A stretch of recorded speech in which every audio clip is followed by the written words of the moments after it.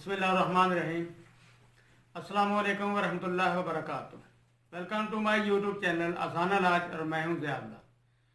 मोहतरम नाज़रीन, जिस तरह के आप जानते हैं कि हमारा मकसद आसान इलाज सबके लिए है, तो आज इस सिलसिले में मैं सोने को पानी में तब्दील करने का आपको तरीका बताऊंगा जिसके बेशुमार फ़वाइद हैं।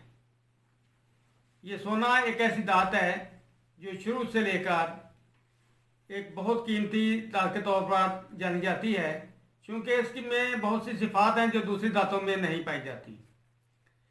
सबसे पहली सिर्फ जो इसमें पाई जाती है कि इस पर तेज़ाब का कोई असर नहीं होता, जबकि दूसरी धातों को जंग लग जाता है, तेज़ाब उस पर असरअंदाज होता है।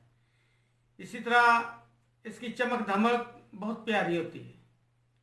इसे पानी में तब्दील करना बहुत मुश्किल काम होता था, लेकिन जैसे ही तजर्बात होते गए इस बहुत आसानी के साथ ये इसे पानी में तब्दील किया जा सकता है, लिक्विड में तब्दील किया जा सकता है।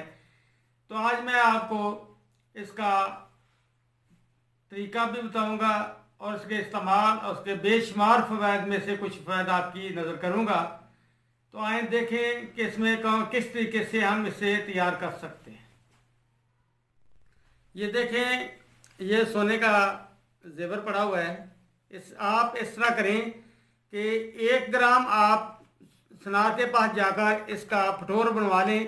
वो इसे तेज़ाब में हल करके पानी मिलाते हैं तो जो खालिस सोना होता है वो नीचे बैठ जाता है।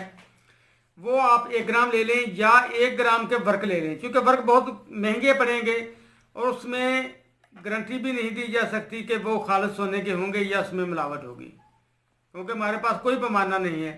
इसलिए आप सुनार के पास जाएं तो उसका पाउडर बनवा लें 1 ग्राम। इसके साथ आपने नमक का तेज़ाब, इसमें शीशी बोतल में नमक का तेज़ाब है, ये आपने ले लेना है 40 कतरे। एक प्लास्टिक की छोटी सी शीशी ले लें, उसमें वो सोने का पाउडर जो होगा ना 1 ग्राम उसको डाल दें। उसमें 40 कतरे इसके नमक के तेज़ाब के आपने डाल देने हैं और 200 कतरे शोरे के तेज़ाब के आपने इसमें डाल देने हैं। इसे थोड़ा सा हिला लें, ऐसे ऐसे करके शेक कर दें और इसे किसी दरी जगह पे रख दें। रोज़ाना उसे रहते हैं 1-2 दिन के अंदर अंदर वो तमाम सोना या गोल्ड जो है उसमें हल हो जाएगा। इसके बाद आपने ये अर्क लेना है, कम अज़ कम 3 आतिशा होना चाहिए। उस तरीका मैं आपको बता देता हूँ कि 3 आतिशा कैसे होगा।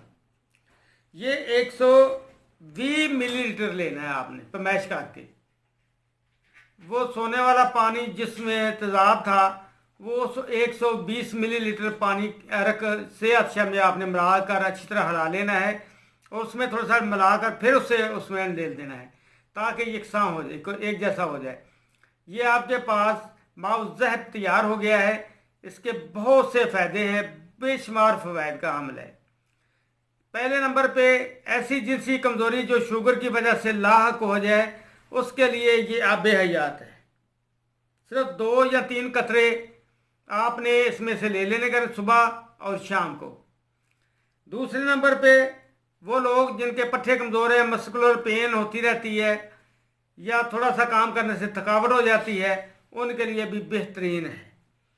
इसके अलावा फालज और लकवा के मरीज़ भी इसे आराम से इस्तेमाल कर सकते हैं। वो लोग जिनकी रगों में बंदिश हो गई है, वेन्स ब्लॉकेज हो चुकी है, उनके लिए भी बहुत बेहतरीन और लाजवाब है।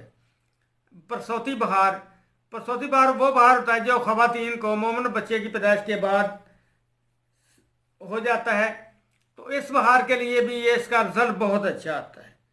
इसके अलावा तशन्नुज, अकड़ाव वगैरह में या मुख्तलिफ अज़ा की बेसी, लोग कहते हैं कि यहाँ पे इतना हिस्सा सुन्न हो गया, इसे ऐसे ऐसे भी दबाएं या स्विच बोएं तो सांस नहीं होता, बेस हो गया है, इसके लिए भी बहुत अच्छा रिजल्ट इसका आएगा। ऐसे लोग जो बैठ कर उठें या उठने के बाद चक्कर आते हैं, क्योंकि ये सब कमज़ोरी की अलामत है, खून की कमी की अलामत है, दिमाग को उतना खून नहीं पहुँचता जिसकी वजह से चक्कर आ जाते हैं, उनके लिए भी बहुत अच्छा है। इस तरह इसके असरात दिमाग और हराम मगज़ पर भी पड़ते हैं, जिससे इसकी वजह से या आँखों की कमज़ोरी, नज़र की कमज़ोरी या बीमार होने के बाद की कमज़ोरी, उसके लिए भी बहुत लाजवाब रिजल्ट है।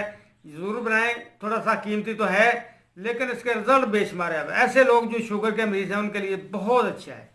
ज़रूर बनाकर इस्तेमाल करें। वस्सलामु अलैकुम रहमतुल्लाहि व बरकातहू।